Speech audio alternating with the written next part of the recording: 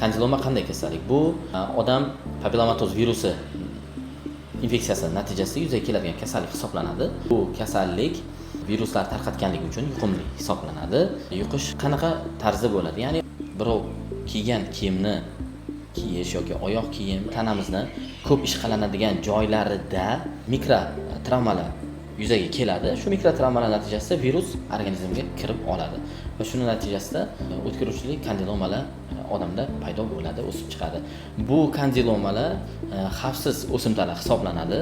Ba'zi ma'lumotlarga qaraganda xavfliga o'tish ehtimolligi bor. Onkogenligi past hisoblansa-da, lekin onkogenligi yo'q deb aytilmaydi. Butunjahon Sog'liqni saqlash tashkilotini statistikasiga ko'ra, bugungi kunda o'tkir uchli kandiloma bilan yer yuzida 300 milliondan oshiq odam kasallanishi ma'lum ekan.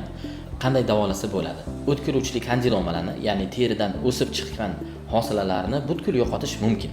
Lekin organizmdan papillomatoz virusni 100% yo'qotish mumkin emas. Uni uzoq muddatga passiv holatga o'tkazish mumkin.